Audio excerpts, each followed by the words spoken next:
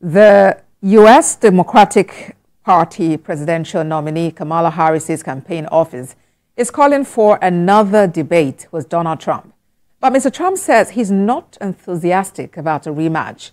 The chairman of the Kamala Harris campaign, Jen O'Malley Dillon, said in a statement that, quote, "Under the bright lights, the American people got to see the choice they will face this fall at the ballot box," end quote. Between moving forward with Kamala Harris or going backwards with Trump, well, end of that quote. That's what they saw and what they should see at a second debate in October. He stated clearly that Vice President Kamala Harris is ready for a second debate. In an appearance on Fox and Friends Wednesday morning, Donald Trump claimed the debate hosted by ABC News was rigged against him. He defended his performance against Ms. Harris and said he will be less inclined to debate with her a second time.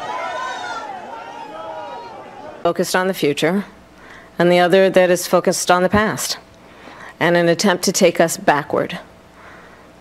But we're not going back. And I do believe that the American people know we all have so much more in common than what separates us, and we can chart a new way forward. And a vision of that includes having a plan, understanding the aspirations, the dreams, the hopes, the ambition of the American people, which is why I intend to create an opportunity economy, investing in small businesses, in new families, in what we can do around protecting seniors, what we can do that is about giving hardworking folks a break and bringing down the cost of living. I believe in what we can do together that is about sustaining America's standing in the world and ensuring that we have the respect that we so rightly deserve, including respecting our military and ensuring we have the most lethal fighting force in the world.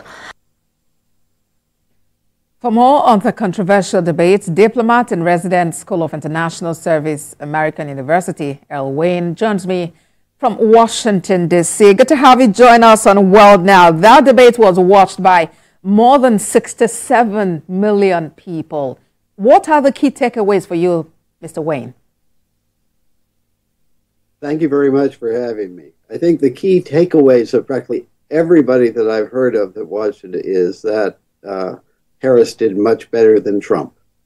All the immediate action polls, the reaction of all of the experts who watched it was that Harris did well, Trump did poorly. Harris was able to bait Mr. Trump, and he took the bait and responded with a number of with some very weird ideas and a number of comments where he went on for quite a while, not looking very sharp in his presentation. So Harris had to present herself to many people who had not been paying attention yet. Of that 67 million who watched, she did a good job of describing herself as being raised in a middle-class family, being raised by a single mother, working her whole career for the public, for the popular good, and came off well. She also had to present herself in a sense that people were making a judgment.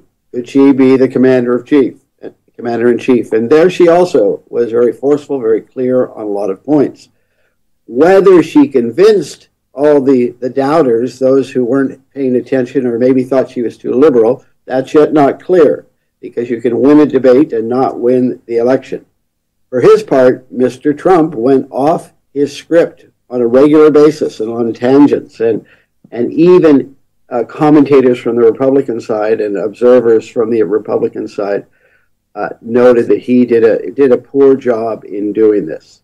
On the issues, the strongest issue where Harris attacked Trump and seemed to do very well was on abortion. On the other hand, Trump came away still looking strong on the economy.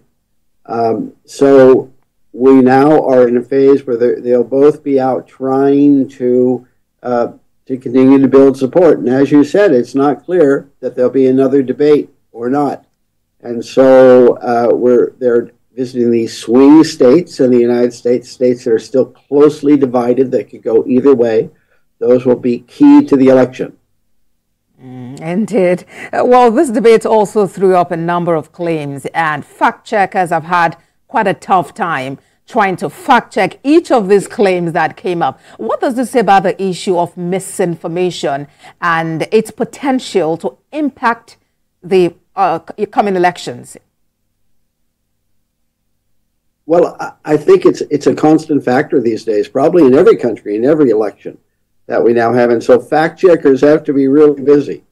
In this case, the vast majority of the facts needing to be checked were about Mr. Trump. He went off on a number of tangents that people just don't understand, like immigrants eating cats and dogs, and the Democrats approving killing babies at 9 months old, both of which were just not true. He also went off on a whole tangent about how big his rallies were, because Kamala Harris said, your rallies, people get bored and they leave, and he just had to respond to that.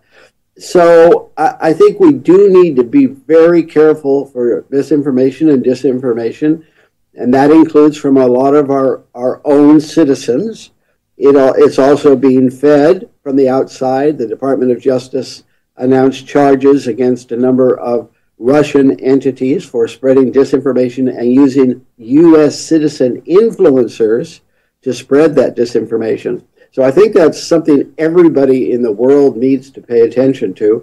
I've been paying a lot of attention to elections in Mexico. They also have had these serious disinformation problems, and I'm sure in Nigeria there are some of those challenges too. Indeed, and of course this development also has raised, different questions, and importantly also it won some fans over. For instance, Kamala Harris has been able to get the endorsement of music icon Taylor Swift, who has about 283 million following on a social media platform. The Harris campaign team is asking for a rematch. Do you see that happening?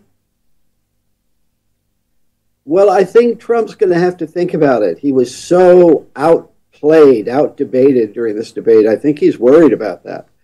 But it may be that in order to try to regain momentum, they will have to say yes to a second debate. We'll just have to see.